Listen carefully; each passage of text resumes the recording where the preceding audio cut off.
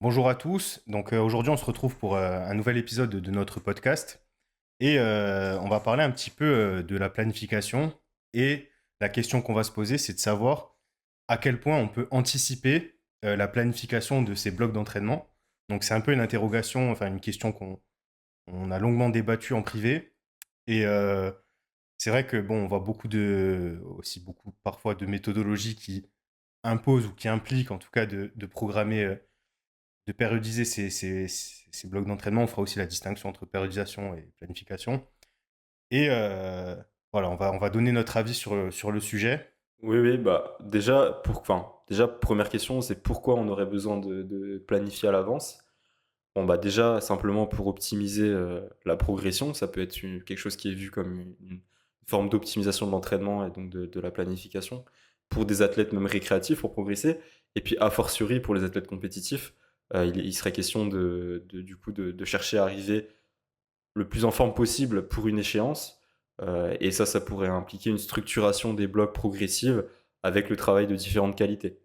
Donc c'est vrai que il va falloir faire attention parce qu'on va parler tantôt de périodisation et parfois de planification. Par périodisation, on entend le fait de réaliser une séquence de blocs d'entraînement différents qui vont avoir chacun des objectifs spécifiques. Donc ça peut être par exemple l'exemple qu'on donnera un bloc orienté hypertrophie, un bloc orienté haute intensité. En tout cas, qu'il y a une structuration rationnelle dans le temps de la planification. La planification étant seulement le fait de créer un programme et voilà, qui n'a pas nécessairement vocation à être périodisé, à être alterné de façon logique avec des objectifs spécifiques différents au cours du temps. Ouais, c'est ça. La périodisation, en fait, ça sous-entend qu'on peut développer différentes qualités physiques indépendamment l'une de l'autre ou presque indépendamment, ou en tout cas, on peut séquencer euh, ça. Et alors que la planification, c'est plutôt, on va dire, le fait de créer le programme, Voilà, en choisir fait, les on exercices, choisir peut, l'intensité, etc. voilà, on peut planifier sans périodiser. Par contre, quand Voilà, c'est on ça. périodise la planification. Voilà. Et derrière périodisation aussi, on estime qu'avec la périodisation, on arrive un petit peu à prédire, entre guillemets, ce qui va se passer avec une certaine Voilà, précision en tout cas que plus ou moins élevée la séquence est logique et s'enchaîne de façon et va produire logique. un résultat Voilà, attendu. Voilà. c'est ça. Voilà. Donc après, Donc voilà pour ça. dans la planification, voilà, dans la planification, on va utiliser différents termes comment dire, qui définissent des échelles de temps. Donc quand on va parler de microcycles, ça peut être typiquement la semaine d'entraînement, qui va par exemple être répétée, ou des microcycles différents qui vont se succéder au sein d'un bloc d'entraînement qui lui est le mésocycle. Voilà, le Et microcycle, c'est la plus petite unité de la voilà, c'est planification. ça. La microcycle, elle est composée de séances, enfin, de quelques séances, donc ça peut être selon j'en sais rien, de 2 à 6 ou plus pour les, les acharnés, plus de 6 séances hebdomadaires. Alors le microcycle, c'est pas forcément une semaine, mais on va dire que dans la plupart des cas, dans la pratique, c'est ce que les gens font. Donc un microcycle d'une semaine, voilà, il y a que comment dire, quelques rebelles comme moi qui essayent de faire des microcycles de 8 jours. De 8 Euh, jours. Ouais. euh, Ensuite, le mésocycle, donc le bloc d'entraînement, donc c'est souvent celui dont on parle le plus, c'est-à-dire une sous-unité de quelques semaines. Donc en général, c'est pareil, ça varie d'un coach ou d'un athlète à l'autre, mais on va dire que la durée peut-être la plus représentée, c'est autour de 4 à 5 semaines, des fois un peu moins, rarement un peu moins, des fois un peu plus, peut-être jusqu'à 8 ou 10 semaines, pareil pour les valeurs les plus extrêmes. Pour, pour les outliers C'est ça. de la force. Et ensuite, le macrocycle, qui lui, justement, est une combinaison, une séquence de mésocycles de blocs. Et c'est ce macrocycle, en fait, qui peut être périodisé pour mettre en place une séquence particulière de blocs avec des objectifs définis à l'avance. Et c'est ce qui est assez souvent mis en avant. Alors peut-être que le schéma, peut-être avant de rentrer dans le vif du sujet, on peut quand même parler du schéma qui est le plus utilisé. C'est typiquement une modulation de l'intensité et du volume d'entraînement vis-à-vis d'une échéance compétitive ou d'une échéance qu'on s'impose pour tester sa force. Donc typiquement, ça va être par exemple commencer son macro-cycle avec un bloc dans lequel on effectue principalement des schémas donc avec des répétitions élevées, des séries longues, peut-être plus d'assistance, un peu moins de travail spécifique. On évolue Un peu plus ensuite de volume voilà, parfois. plus de volume. Donc un objectif souvent qui va être avancé, qui est plutôt un aspect hypertrophique, parfois technique, qui est recherché c'est les objectifs recherchés dans ces premiers blocs. Et ensuite, on va avancer progressivement vers la compétition et vers des blocs où l'intensité sera beaucoup plus importante, où le volume sera réduit, où la spécificité, donc le fait qu'on travaille plus particulièrement sur les mouvements de compétition, qu'une plus grosse partie du volume soit réalisée sur les mouvements de compétition, avec l'objectif, du coup, dans ce cadre-là, d'essayer de préparer au mieux l'athlète pour réaliser ce qu'il devra faire sur la plateforme, c'est-à-dire des singles, une répétition avec une charge maximale. Donc c'est souvent un peu la périodisation qui est la plus mise en place, avec plein de variantes et plein de détails qui peuvent être modulés. Mais je pense que c'est quand même ce qui, historiquement en plus, est mis en avant. Ça fait penser, voilà, peut-être que vous avez déjà entendu parler des notions de blocs d'accumulation, de blocs de picking, tout ça. Ça fait référence à une périodisation, à une stratégie temporelle qui serait mise en place dans la planification pour amener l'athlète à son meilleur niveau lors d'un test max, que ce soit une compétition ou pas. Ouais, c'est ça. On a le classique, voilà, on a le classique augmentation de l'intensité et en parallèle on réduit le volume. Ça, c'est, je pense, le plus connu dans ce genre de planification-là, de périodisation-là, pardon. Et bah voilà, là, en toute logique, la logique voudrait que le fait de faire une planification comme ça, une périodisation comme ça, pardon, ça emmène à un pic de performance. Donc c'est ce qui est recherché à l'issue de plusieurs blocs. Voilà. Donc maintenant, on va un petit peu parler de pourquoi il faut faire attention un petit peu à tout ça. Pourquoi on doit faire attention au fait d'anticiper. Pourquoi il n'y a pas forcément besoin toujours d'anticiper, ou alors il y a quelques pièges dans lesquels il ne faut pas forcément tomber. On va décomposer ça en plusieurs petites parties. Et le premier point, ça va être que, en fait, dans le powerlifting, on est amené à développer une seule qualité physique, qui est en l'occurrence la force, alors qui se décompose en plusieurs sous-unités. Forcément, quand on veut développer sa force, on cherche à avoir plus de masse musculaire, améliorer sa technique, voilà, plein d'autres petits aspects comme ça. Mais le fait est qu'au final, seule qualité physique qu'on veut développer en powerlifting, ça reste la production de force. D'ailleurs, voilà, la périodisation, c'est quelque chose qui me paraît, dans une certaine mesure, incontournable dans certains sports, parce que justement, typiquement dans des sports collectifs, dans tout un tas de sports, on va chercher à développer des qualités variées, et c'est assez compliqué, soit par le calendrier ou soit par le nombre simplement de qualités qu'il y a développées, de les développer tout en même temps. Et donc on va devoir trouver une stratégie pour, selon les priorités, selon les niveaux de fatigue, selon les données scientifiques qui pourraient démontrer qu'il y a le concurrent training, voilà, des effets opposés, enfin finalement des adaptations contraires au sein de ces différentes qualités, développer une stratégie temporelle pour les travailler successivement et donc maximiser la performance de l'athlète sur ces différentes qualités. Là, ici, c'est vrai qu'on est quand même dans le cas d'un sport où, comme à l'image, par exemple, je sais pas, d'un 100 mètres ou de sport comme ça, on va chercher simplement à développer la capacité à soulever une charge maximale sur 3 exercices. Donc ça, comme tu l'as dit, David, ça implique plusieurs types d'adaptations, donc des adaptations nerveuses, des adaptations au niveau de la masse Structurelle. musculaire, voilà, structurelle, des adaptations techniques, mais néanmoins, c'est quand même assez difficile de séparer ces adaptations. Alors je sais qu'actuellement, il y a beaucoup de débats sur les modalités d'entraînement qui seraient plutôt favorables à l'hypertrophie versus les modalités qui seraient plutôt favorables à la force. C'est vrai qu'on est un peu revenu dans un premier temps de ce narratif qui était que, par exemple, entre 1 et 5 reps, on développe la force.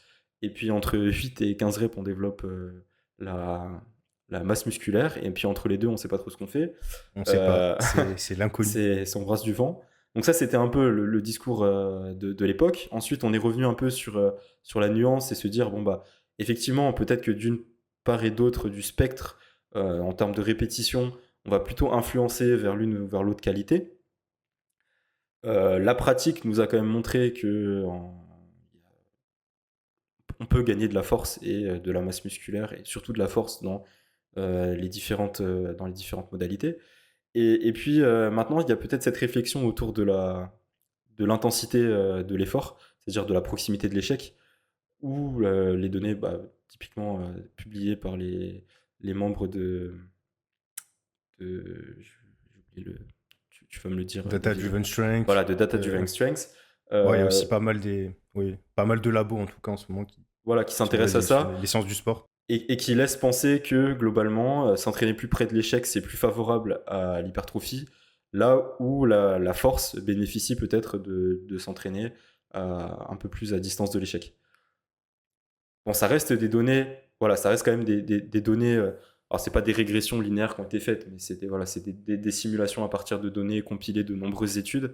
Je pense qu'il faut aussi prendre en compte la temporalité finalement de tout ça, c'est-à-dire bah, si s'entraîner plus loin de l'échec, par exemple, permet de prendre beaucoup de force sur une longue période, peut-être finalement en termes d'hypertrophie, ça sera aussi bénéfique que de s'entraîner à plus proche de l'échec dans une situation où on prendra moins de force. Enfin, je veux dire, c'est des données qui sont intéressantes, notamment pour la conception de blocs à court terme. Maintenant, ça répond pas à toutes les questions et ça veut pas forcément, ça nous dit pas à quel point ces deux adaptations sont différentes ou au contraire sont liées.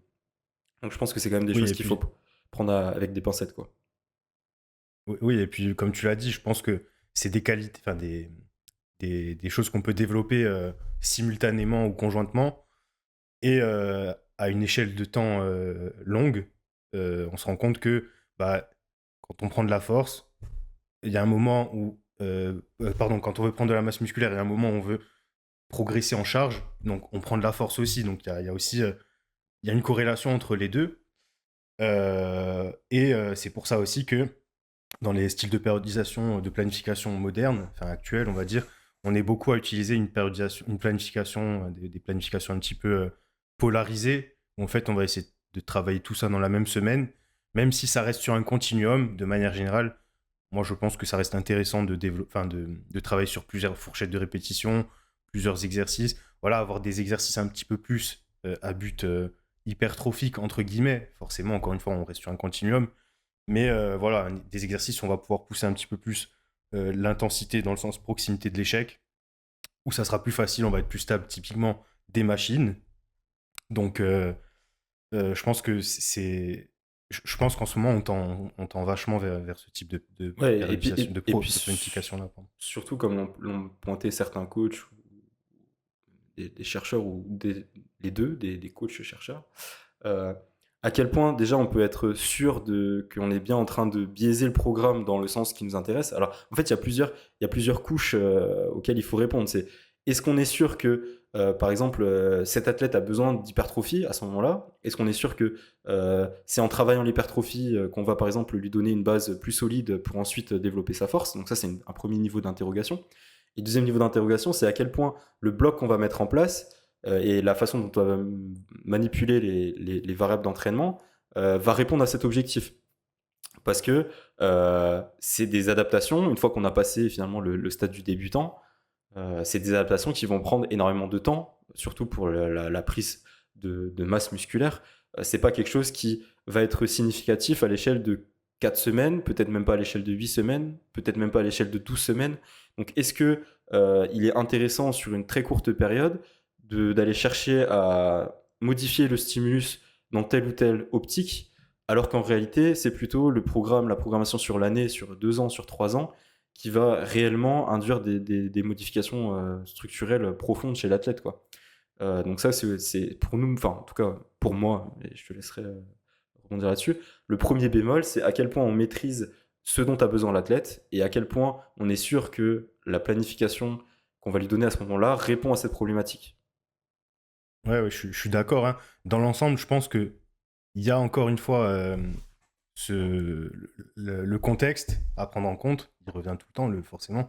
Mais dans le cadre d'un athlète, dans le cas d'un athlète débutant, par exemple, je pense qu'on est à peu près sûr euh, qu'on préférait biaiser un petit peu la planification sur bah, enfin, les améliorations techniques et la prise de masse musculaire. Mais forcément, on ne peut pas non plus délaisser le côté prise de force, progression entre guillemets de l'athlète, puisque bah, il vient nous contacter pour ça à la base. Et de toute façon, l'un dans l'autre, enfin, les deux viendront au final. C'est ça. Notre athlète, L'athlète débutant, s'il progresse en force, il va nécessairement prendre de la masse musculaire. Et je pense que c'est pas facile. Et souvent, on voit ce raisonnement de déterminer chez une personne quel serait le facteur limitant. Est-ce que cet athlète, il est limité ouais.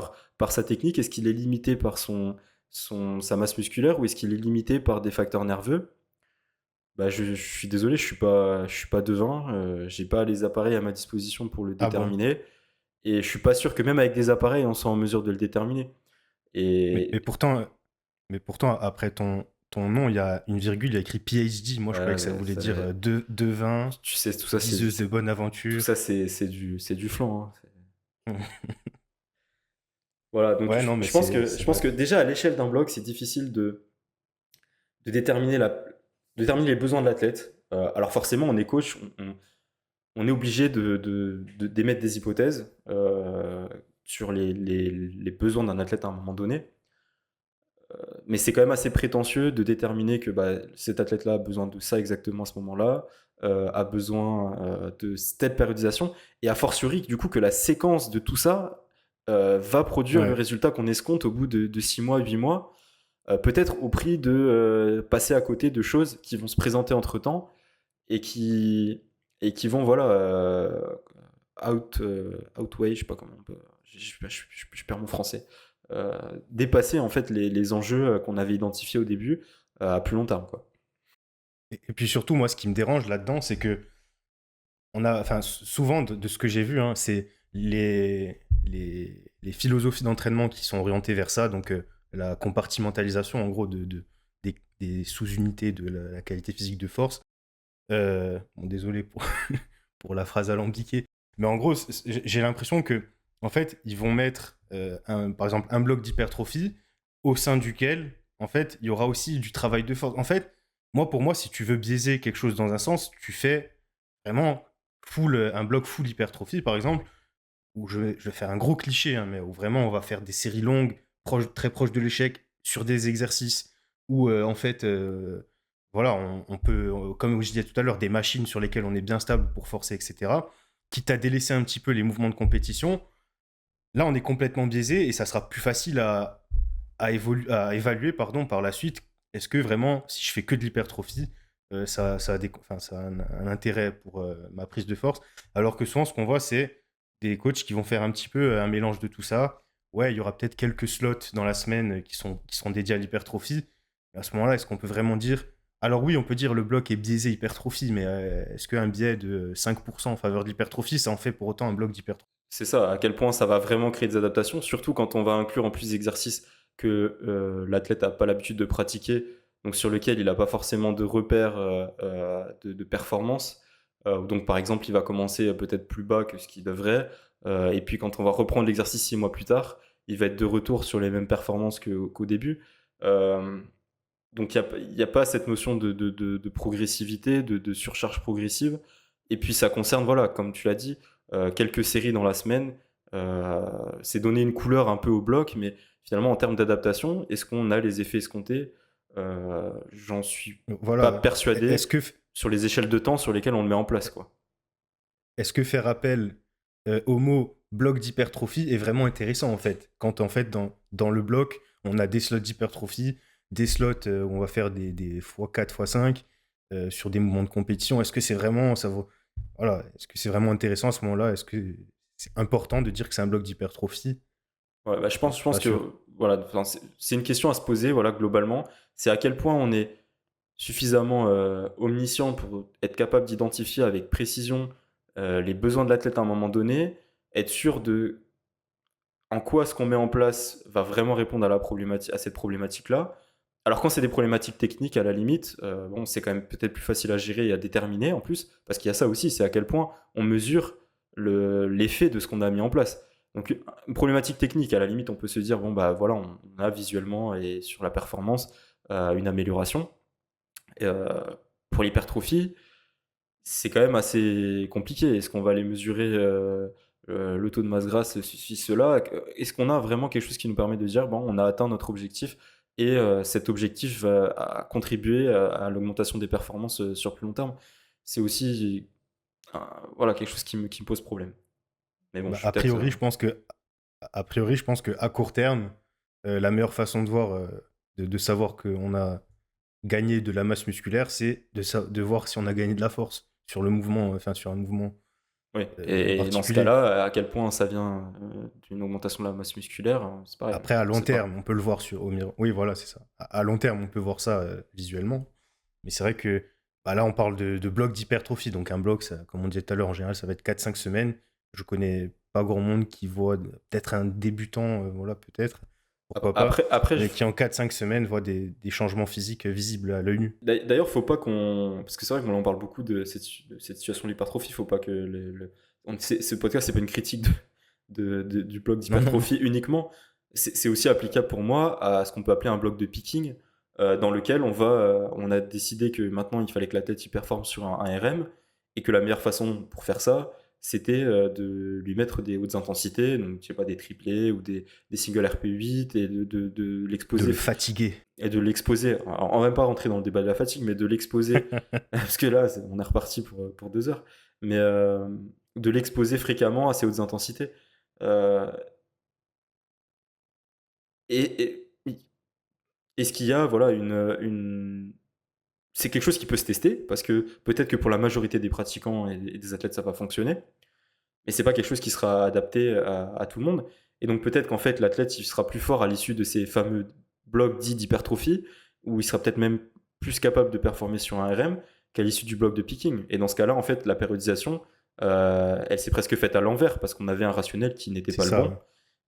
Et donc, c'est pas pour dire que, et on y reviendra après, la périodisation c'est forcément mauvais, c'est pas une approche qu'il faut mettre en place dans certaines situations avec les réserves qu'on peut y mettre, mais simplement que, eh ben, il faut être conscient de ça et conscient qu'on n'est pas voilà, des devins et qu'on maîtrise pas l'avenir dans une boule de cristal et que donc cette planification elle peut avoir un rationnel théorique, mais qu'il faut être capable de, au moins si on l'a mise en place, revenir dessus et l'interpréter pour la modifier, voire arrêter cette pratique si ça s'avère pas fructueux pour l'athlète, quoi.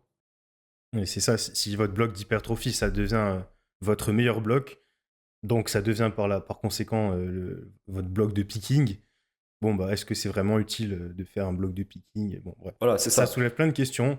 Voilà, et Ça soulève plein de en questions. tout cas, ça veut dire qu'il faut, même quand on rentre dans un cadre où on place cet aspect de périodisation, et on verra après pourquoi ça peut être intéressant, il faut quand même être capable de moduler cette périodisation et de comprendre que dans l'absolu, en fait, peut-être que le bloc d'hypertrophie de quelqu'un, ça va être le bloc de picking de l'autre, et inversement. Alors, j'exagère un C'est peu, ça, ouais. mais une fois de plus, on revient aux problématiques d'individualisation, euh, qui fera peut-être l'objet d'un autre podcast aussi, parce que ça veut tout et rien dire, l'individualisation. Mais voilà, donc en tout cas, pas s'enfermer dans un schéma qui paraît beau sur le papier, qui a des rationnels, alors qu'on peut aller avoir cherché dans des publications sur qui peuvent être mis en place par des coachs ou des groupes de coaching et qui peuvent avoir un certain succès. Parce qu'une fois de plus, c'est pareil, hein, ça peut marcher sur 50% des personnes et puis pas sur 50% des autres, sur 30%, etc. Euh, et toujours se laisser guider par les résultats de l'athlète pour reconsidérer la périodisation, reconsidérer l'utilité de mettre en place une périodisation sur une longue période et reconsidérer aussi la façon dont on périodise. Voilà. Oui, je suis d'accord. Euh, Bon, on a beaucoup blablaté sur les blocs d'hypertrophie. Là, je pense qu'on va faire le point suivant. Bah, ouais. Euh, Oui, oui, vas-y. Vas-y, vas-y. Non, non, mais oui. Enfin, vas-y. Bon, c'est dans la continuité, mais Je débite, donc j'enchaîne, si tu veux. vas-y, vas-y. Pour moi, un gros problème, enfin, grosse problématique de cette périodisation à long terme, et et même la principale, enfin au-delà de ce qu'on a déjà avancé pour moi, c'est quand même le problème de la visibilité sur une aussi longue période. Alors oui, on peut avoir un athlète dont on sait qu'il va se présenter au championnat de France, au championnat du monde, aux championnats régionaux, au championnat de son garage gym dans 8 mois ou dans un an. Mais quelle visibilité on a sur ce qui va se passer dans cette année-là? Et qu'est-ce qu'on fait du plan si jamais il se passe quelque chose qui remet le plan en question? Un Donc, imprévu, un imprévu, ça peut être une impossibilité à s'entraîner, ça peut être une blessure une sur un blessure. mouvement. Euh, donc, imaginons qu'on a construit cette trame, euh, série longue, série moyenne, enfin, toute on va dire cette transition progressive en termes de volume, d'intensité, de spécificité, peu importe comment elle est conçue. Qu'est-ce qui se passe si en fait, bah, que ça soit au début, au milieu, alors c'est peut-être plus embêtant au début, au milieu qu'à la fin, parce que bon, à la fin, on fait avec ce qu'on a. Mais si on a cassé en fait cette progression, comment on réajuste le plan? Et est-ce que c'est la peine de créer un plan qui, de toute façon, parce qu'il y a d'autres problématiques qui vont émerger, parce qu'il va y avoir des imprévus, parce que on va se rendre compte que c'était finalement pas adapté, euh, comment on va réajuster le plan et est-ce que c'est la peine de créer un plan qui de toute façon va être modifié une fois, deux fois, trois fois au point où à la fin il n'aura plus rien à voir avec le plan initial?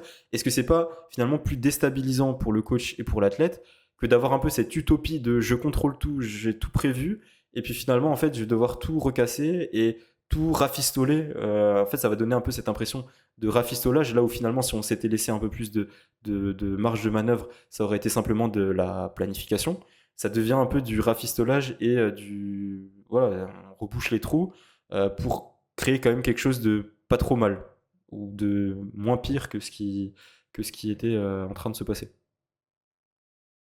Ouais, bah pour moi, je pense que euh, si on fait un plan qui est vachement rigide, ce qui n'est pas souvent le cas, j'ai l'impression non plus, hein, mais on va partir d'un extrême, c'est plus facile à expliquer comme d'habitude. Si on part de ce point de départ-là, qu'on a un plan vachement rigide, qu'est-ce qui se passe si, en plein milieu, comme tu disais, il se passe un problème et que on considère, en tant que personne qui a pérennisé, qui a fait le plan, on considère que à l'endroit où le problème est arrivé, c'était un maillon très important de la chaîne. Et qu'on se dit, attends, s'il ne le fait pas là, en fait, la suite, c'est, excusez-moi du terme, c'est mort, enfin, c'est niqué pour la suite. Comment on fait à ce moment-là, si on est dans cet état d'esprit-là, voilà, de se dire que chaque bloc est important dans la chaîne, dans le séquençage de ces blocs-là, qu'est-ce qu'on va faire, qu'est-ce qu'on va mettre en place. Et du coup, bah, ça soulève aussi la question, est-ce que c'est réellement intéressant de tout planifier? Quand je dis tout, c'est vraiment, encore une fois, on est dans un extrême. Je connais peut-être, mais je suis pas sûr, mais je connais pas grand monde qui planifie comme ça. Non, mais Mais il y a quand même des coachs qu'est-ce que... assez. Là, je pense par exemple Oui, oui, à Saul Fessor aux États-Unis. ça dénonce. Ah non, mais parce que bon, Dis les termes, Ben. j'ai vu des vidéos où il explique assez clairement que voilà, il fait wave 1, wave 2, wave 3, et puis il recommence wave 1, wave 2, wave 3, et donc c'est Ouais, des fois ouais. 4, des fois 3, des fois 2, des fois 5, des fois 3, des fois 2, enfin, euh, et c'est planifié comme ça sur un an. Et entre-temps, tu vois passer 3 vidéos où le mec s'est pété et donc toutes les waves sont parties plus ou moins à la poubelle. Enfin, il a fallu tout restructurer. Et je me dis, alors bien sûr, c'est un coach extrêmement successful, hein, voilà, avec tous les athlètes qu'il a sous sa chape, mais Sous son aile. voilà, je sais pas ce que je dis.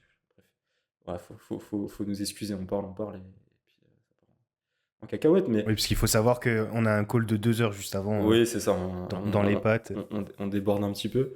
Mais à quel point c'est pas. Alors, pour le coach, peut-être pas tant que ça, parce que le coach, il va peut-être avoir le recul de se dire bon, bah, c'est pas grave, on n'a pas fait ces blocs d'hypertrophie, mais ou on n'a pas fait ces blocs un peu, un peu intermédiaires de volume, ou dans le picking, on a dû modifier ça, etc.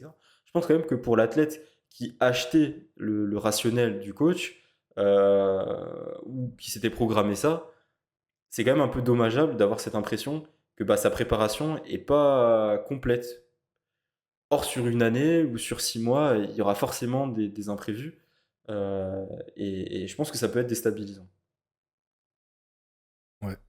Bah, après, je pense que de manière générale, j'ai l'impression quand même, à part quelques exceptions comme tu as pu le citer, que ceux qui ont tendance à planifier à l'année, ils vont plutôt au moins essayer d'avoir un plan global et s'y tenir, mais pas vraiment de planifier vraiment le nombre, la fourchette de répétitions, etc. Mais plutôt ils vont se dire, ok, là on va louer ce temps-là à l'hypertrophie, là on va louer ce temps-là voilà, au picking, etc. Oui. Non, mais, non, non, mais oui. Mais derrière, il n'y a pas, mais derrière, il y a pas réellement de je vais faire du x6 là, après je vais faire du x4 là, etc. Donc faut voir aussi ce qu'on met dans ces Ouais, non, cases-là. mais Hein, de... quand bien même on est dans cette situation-là, l'athlète qui, par exemple, pour X ou Oui, Y on raison, est... se dit putain, ça fait 2 ans que j'ai pas fait mes blocs d'hypertrophie, là, ma fondation, elle est plus assez solide pour que je progresse. Oui, c'est ça, ouais. Euh, Ouais. alors, c'est pareil, ça dépend du profil des athlètes. Hein. Pour certains, voilà, ça va pas les affecter. Mais on peut quand même imaginer que ça enferme un petit peu dans un narratif où chaque étape du processus est indispensable et contribue. Voilà, c'est une pierre et quand il n'y a pas la pierre dans l'édifice, bah, tout l'édifice Il manque quelque... ouais. voilà, et menace de s'écrouler, quoi. Donc, je pense que pour moi, c'est dommage de s'enfermer dans des schémas comme ça, quand en réalité derrière, on n'a pas la maîtrise et on ne peut pas affirmer euh, que le plan qu'on a construit est nécessairement le bon et a les effets escomptés, quoi. Et c'est vrai que pour moi, s'enfermer dans un schéma, ça peut par exemple aussi nous faire passer à côté de tester des blocs, voilà, qui rentrent pas dans le cadre d'une planification, d'une périodisation sur le long terme. Donc ça peut être par exemple après une compétition. Donc bien sûr, la périodisation à long terme prévoit normalement ce genre de situation. Donc on peut passer sur des blocs moins spécifiques ou rebasculer tout de suite sur un macro-ci qui nous amène à la prochaine échéance. Mais ça peut aussi parfois être l'occasion de tester des modalités d'entraînement, d'incorporer des modalités d'entraînement qu'on n'a pas l'habitude, qu'on n'a jamais exploré finalement. Les fameux blocs d'exploration qui rentrent pas nécessairement dans une stratégie sur le long terme. Alors peut-être qu'on peut le prévoir à un autre moment dans la planification parce que ces modalités se prêtent mieux peut-être à des blocs de transition, à des blocs de picking, que sais-je. Mais ça, comme c'est vrai qu'on a plutôt nous cette notion de on travaille une seule qualité, chaque bloc en fait est non pas indépendant des autres, mais est quand même une entité à part dans la mesure où on peut mesurer un peu son efficacité sur la progression sur les 3 mouvements. Euh, je pense que s'enfermer dans un schéma qu'on répète, une périodisation qu'on répète tout le temps, ça peut nous bloquer, voilà, nous pousser à ne pas tester, nous empêcher de tester des blocs d'exploration, parce que voilà, il faut tout de suite repartir sur des blocs moins spécifiques, de l'hypertrophie, etc. Là où peut-être qu'on aurait pu faire un bloc beaucoup plus intermédiaire, beaucoup moins coloré, hypertrophie, picking, etc. Et simplement voir si ces modalités d'entraînement avaient un impact positif sur la performance chez l'athlète, quoi. Ouais, mais en plus, je pense que loin des compétitions, on sera tous à peu près d'accord pour dire que c'est le moment d'explorer certaines pistes. Euh, le fait, par exemple, si on arrive à faire une succession de blocs pendant 5 6 mois, on arrive à explorer, voilà, voir les résultats que ça produit, etc. Derrière, on aura moins d'incertitude vis-à-vis de l'issue de cette séquence de blocs et ça pourra permettre par la suite justement de périodiser un peu, avec un peu plus de confiance. Voilà, pour moi, c'est dans ce cas-là où justement, on reviendra après, hein, c'est le gros point d'après, mais c'est dans ce cas-là où on peut se permettre justement d'essayer voilà, de périodiser, de prévoir un petit peu le futur, même si encore une fois, je pense qu'on l'a déjà dit dans d'autres podcasts, mais les résultats du passé, ils garantissent pas forcément les résultats futurs. Donc Je c'est un pense, peu un biais rétrospectif. Hein. je pense qu'en fait, Donc si je devais comment dire, résumer pour moi le plus gros piège en fait de la périodisation, c'est quelque chose qui peut voilà, s'avérer très rendre un peu prisonnier le coach et l'athlète, alors que c'est extrêmement difficile de juger à quel point c'est la séquence de choses qu'on a mis en place qui a amené au résultat final. Et on peut très vite se persuader, bah, comme beaucoup de choses, hein, que c'est parce qu'on a fait cette séquence qu'on est arrivé à ce résultat, alors que peut-être que si on avait fait la séquence à l'envers, alors j'exagère peut-être, hein, mais que si on avait fait la séquence à l'envers, qu'on a inversé les choses, à quel point voilà, les effets, le positif est issu de cette succession de choses, c'est quand même une notion qui est difficile à manipuler et qui peut vite nous pousser à penser que cette périodisation, elle est indispensable et l'appliquer à d'autres athlètes à qui ça ne s'applique pas, l'appliquer à voilà, prévenir, on va dire, empêcher de tester d'autres modalités. Et pour moi, c'est ça le piège principal. C'est que c'est déjà assez difficile à l'échelle d'un bloc d'identifier les facteurs qui ont causé une progression. Quand on essaye d'appliquer ça à une succession de plusieurs voilà, 3, 4, 5, 6 blocs ou plus, c'est encore plus compliqué. Et des fois, Bah, ça peut nous je pense que... Vas-y. Oui, vas-y, Non, non, termine. vas-y. Bah, moi, j'allais dire que je pense que, dans le cadre d'un coaching, euh, quand on a fait, voilà, quand on a fait plusieurs blocs et que on a eu des résultats qui étaient positifs, bah, c'est un peu ce qu'on a de mieux en termes de données individuelles pour faire des prédictions pour le futur. Et forcément, derrière, on est un peu obligé de construire un peu un rationnel ou une histoire derrière tout ça. On peut pas. Je pense que on peut pas se dire à chaque fois qu'on fait un nouveau bloc, on repart de zéro. Bon, je sais que c'est pas ce Non, que tu non, es en train de dire, ça c'est voilà, mais, mais on peut pas. En fait, je pense que si au bout d'un moment, si on construit aucun rationnel derrière, je pense qu'on est un peu amené à naviguer un petit peu. Voilà, on sait pas trop. En fait, on verra à la fin de chaque bloc. On n'a pas vraiment de plan précis, mais je sais pas, je dis pas que c'est bien d'avoir un plan précis, surtout par rapport à tout ce qu'on a évoqué précédemment. Maintenant, si on a fait quelques blocs, moi je sais que j'ai un athlète avec lequel on reproduit depuis un an la même séquence de 4 blocs. Alors, à la base, c'est parce que c'est un athlète complètement débutant où voilà, il avait genre 2 ou 3 mois de force athlétique derrière lui. En général, ce qu'on fait en tant que coach, c'est qu'on regarde un petit peu ce qu'il avait fait avant pour pas lui mettre beaucoup trop de volume. Voilà, on fait quelque chose d'assez safe.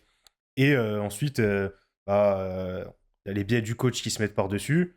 Et on va se dire, OK, ce profil-là, il est débutant. On sait qu'il a potentiellement des chances de progresser avec beaucoup de choses. On va faire le truc le plus simple, qui est le plus rationnel sur le papier. Bon, a priori, ça a fonctionné. L'athlète se sent bien. Dans sa tête, c'est en faisant cette succession de 4 blocs-là qu'il va progresser. Il se conditionne à ça aussi, quelque part. Et en plus, on a des données derrière où, voilà, alors, je ne vais pas dire à 100% que je suis sûr que c'est la succession de ces 4 blocs-là qui fait qu'à la fin, il finit toujours par faire des PR à la fin du quatrième bloc sur des singles, etc. Maintenant, bah, ça s'est reproduit, je crois que c'est 3 fois d'affilée. Je crois qu'on est sur la quatrième. Voilà, tant que ça fonctionne, pourquoi s'en priver? Donc, oui, d'accord, il y a probablement des choses qu'on va expérimenter, mais en attendant, mon athlète, il veut progresser. On a quelque chose où on est à peu près sûr de progresser. Il y a eu des imprévus aussi, hein, pour un peu donner des arguments bah, en défaveur de ce qu'on disait depuis le début, mais il y a eu des périodes où il s'est blessé. Pour autant, bah, en fait, c'est pas tant en défaveur, mais pour autant, on a toujours réussi à s'en sortir, quoi. Donc, quelque part, l'un dans l'autre, je pense que c'est pas. Il y a quand même des situations où ça reste Ouais. intéressant, je Je, pense, de. je pense que en fait, en un exemple, tu as résumé un peu les deux situations dans lesquelles la périodisation était intéressante. En fait, enfin, vous avez glissé un peu de la raison 1 à la raison 2 naturellement. Parce que pour moi, la première situation dans laquelle c'est intéressant, c'est effectivement quand on a un athlète euh, débutant ou un athlète qui a peu d'informations à nous apporter, soit parce qu'il n'a pas récolté de données, ou parce qu'il a testé des choses complètement différentes, il n'a pas d'a priori sur ce qui semble lui être le plus bénéfique. Et donc dans ce cas-là, on peut imaginer, par exemple, pour préparer une compétition, qui se situe à une échéance de 2, 3, 4 blocs, on peut un peu mettre en place quelque chose d'assez standard en termes de, de protocole De et de périodisation. périodisation. Et c'est vrai que là, on va dire intuitivement, par nos biais et nos, comment dire, l'historique du powerlifting et de ce qui se fait le plus classiquement, et sans doute parce que ça fonctionne statistiquement chez la plupart des gens, on va s'orienter vers une périodisation un peu plus classique, et bah, peut-être justement d'une oscillation du volume et de l'intensité.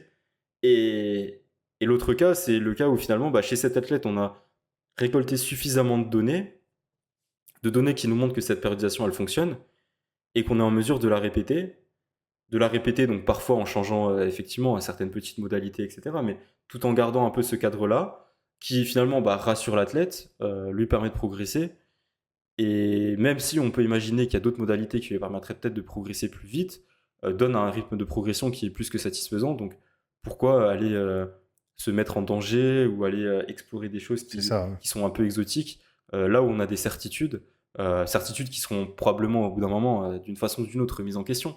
Mais, euh, mais c'est vrai que, bon, après, on peut aller plus ou moins dans les détails des données des blocs et se dire, bon, bah, peut-être en fait, sur les 4 blocs, il y en a un qui fonctionne, et puis les 3 autres non, ou il y en a 3 qui fonctionnent, et puis il y en a un, on Oui, pourra le oui, c'est changer. ça. Mais Si ça se trouve, c'est uniquement le dernier bloc des 4 qui fait que, en normalement, fait, j'imagine que vous avez des données sur le 1RM qui laissent penser que chaque bloc apporte un peu une pierre à l'édifice, quoi, d'une façon ou d'une autre. honnêtement, J'ai honnêtement, mis l'intervenant en difficulté. non, non, honnêtement, de mémoire, là, je pense pas, hein. Honnêtement, c'est vraiment un rationnel qu'on s'est construit un petit peu et dans lequel on se sent plus ou moins en confiance. Et je pense même que si tu regardes le 1RM, je pense qu'il y a, par exemple, sur les premiers blocs de mémoire, il n'y a pas forcément une augmentation aussi nette que sur les derniers. Ouais. Mais on a tendance aussi à se dire que on construit un petit peu à partir des premiers. C'est pas une approche que j'avais l'habitude d'utiliser, mais je me suis dit pourquoi pas. Je fais référence à notre podcast sur l'illusion du contrôle où on disait qu'il y a Bah, plusieurs méthodologies qui fonctionnent, etc. Mais au final, c'est un peu le cas. Ça a fonctionné pour cet athlète-là. Peut-être qu'à l'avenir, on va se rendre compte qu'en fait, sur les 4 blocs, il y en a que 2 qui sont réellement utiles, ou peut-être même qu'un seul. Mais le problème de ça, c'est que qu'est-ce qu'on fait à ce moment-là? On répète le même bloc à ouais. l'infini? Mais alors justement, ça Pas nous sûr. amène en fait un peu à là où je voulais en venir. Je voulais un peu t'amener, c'est ce côté. euh, la périodisation, ça a quand même quelque chose de très rassurant pour l'athlète et même pour le coach. C'est quand même bien d'avoir un modèle, un cadre qui fonctionne. Et ça permet aussi, pour moi, ce qui peut être une problématique, bah, comme tu viens de le dire, de répéter tout le temps le même bloc. Pour un tas de raisons, ça peut fonctionner chez un athlète. On en voit pas mal d'ailleurs. J'ai vu passer des stories, des gens sur Instagram qui expliquent, qui font répéter le même bloc à un athlète en faisant des petites modifications, mais la structure est exactement la même. Depuis plusieurs mois, depuis d'enchaîner 4, 5, 6 blocs identiques. Ça peut fonctionner chez un athlète, mais ça peut très bien, pour une majorité d'athlètes, être un gros problème pour tout un tas de raisons. Ça peut être une question de motivation à l'entraînement, parce qu'on se lasse de faire ce qu'on fait, parce qu'on commence à se confronter en fait à une succession de PR sur un format ou sur des formats proches, et on n'arrive plus à se projeter dans une progression sur ces formats-là. On a besoin finalement un peu de renouveler le stimulus, mais peut-être pas tant d'un point de vue physiologique que d'un point de vue psychologique. Et je pense que cette périodisation, elle peut avoir cet intérêt-là.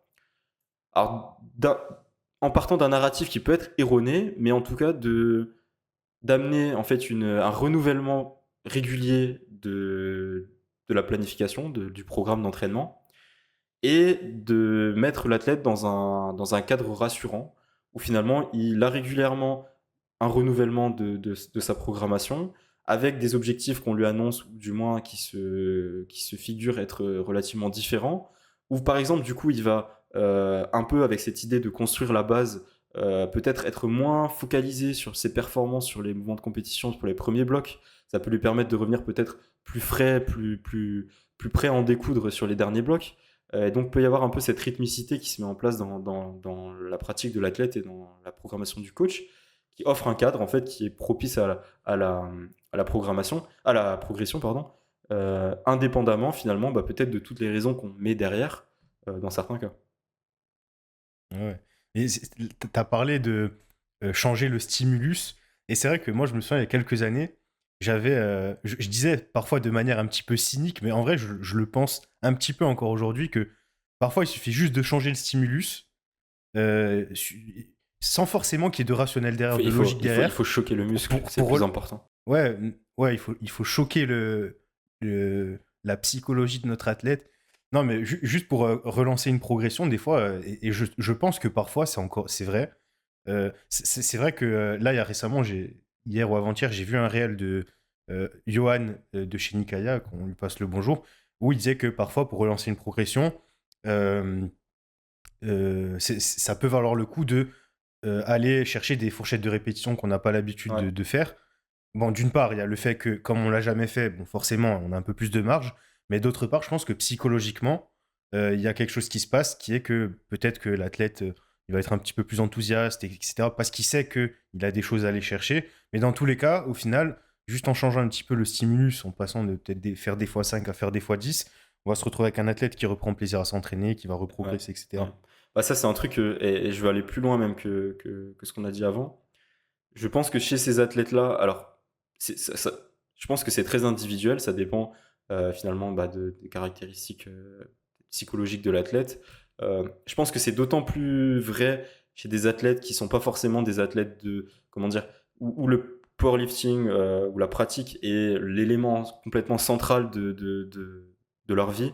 J'ai l'impression que quelqu'un qui peut mettre l'entraînement vraiment et sa progression au centre de tous ses objectifs va avoir plus de facilité à accepter de faire pendant plusieurs blocs des choses très similaires, avoir peut-être plus de temps et de facilité à se projeter, à se mettre dans sa séance, à se dire bon la semaine dernière ça fait plein de fois que je progresse sur ces x5 mais là je sens que j'en ai encore sous la pédale, etc. D'ailleurs, moi, j'ai un peu senti la transition hein, on va dire dans ma pratique entre les années où justement j'avais peut-être cette latitude de passer plus de temps en entraînement, de mettre l'entraînement plus au centre de ma vie. Là où c'est vrai que maintenant, et c'est quelque chose que j'ai mis en place depuis peu, c'est que souvent j'avais tendance justement quand je trouvais un format d'entraînement qui me convenait à le répéter au point où j'arrivais sur un bloc où ça finissait par être désastreux parce que je sentais dès le début du bloc que j'en pouvais plus de le faire. J'arrivais pas à m'imaginer rajouter 10 ou 15 kilos sur ce format-là à l'issue d'un bloc ou deux. Et, et en fait, ça finissait par être plus dommageable de faire ce bloc de trop que en fait d'avoir anticipé en faisant quelque chose de différent et en renouvelant le stimulus, en prévenant en fait, plutôt prévenir que guérir, renouveler le stimulus avant qu'il soit trop tard. Et je pense que la périodisation peut avoir cette vertu-là de, de prévenir en fait avant qu'on arrive sur le bloc de trop où on répète quelque chose dont on a l'habitude, où on s'enferme aussi dans un schéma, hein, parce qu'on peut s'enfermer dans un schéma de périodisation, mais on peut aussi vite s'enfermer dans un schéma de c'est ce bloc qui fonctionne, il faut absolument que je fasse ce bloc, ce nombre de répétitions, ces variations, etc. Et donc je pense que la périodisation peut avoir cette. Pour moi, tant qu'on garde à l'esprit que c'est pas forcément. Voilà, il n'y a pas un rationnel forcément physiologique aux adaptations, hypertrophie, etc. Mais que ça peut être simplement un schéma qui psychologiquement nous met dans des dispositions, dans des bonnes dispositions, de plaisir à l'entraînement, d'avoir l'impression de souffler par moment, d'être plus concentré à d'autres sur le monde de compétition, par moment d'avoir plus de diversité sur les exercices proposés. Tout un tas de raisons comme ça qui peuvent justifier qu'on mette en place une périodisation quand on a assez de données pour un athlète qui montre que ce type de périodisation est fructueuse, quoi. Amen. Voilà, bon, et Bah, ben à la semaine prochaine. non, mais je pense qu'en vrai, on a évoqué tous les points. Je sais pas si tu voulais rajouter Non, non, mais je voulais d'autres juste points, mais... peut-être conclure sur que globalement, en espérant que les gens ne se sont pas arrêtés à la première partie et nous reprochent d'être anti-périodisation, euh, qu'il y a certaines limites pour moi à la périodisation, en tout cas dans la manière dont elle est traditionnellement conçue, mais que bien utilisée dans les bonnes situations, avec les bons athlètes, avec les bonnes précautions et avec le, voilà, la lumière qui reste allumée de attention, la périodisation, c'est bien, mais peut-être pas pour telle raison, et ça ne doit pas m'empêcher d'aller chercher autre chose de temps à autre. Parce que finalement, la périodisation, si c'est un cycle de 3 blocs, ça peut aussi devenir lassant et on peut retomber sur les mêmes problématiques euh, Ouais. que celles données avec un seul bloc. Euh, voilà, ça peut s'avérer être une stratégie payante dans certains contextes. Voilà, comme pour tout, en fait, il faut garder cette petite lumière de attention.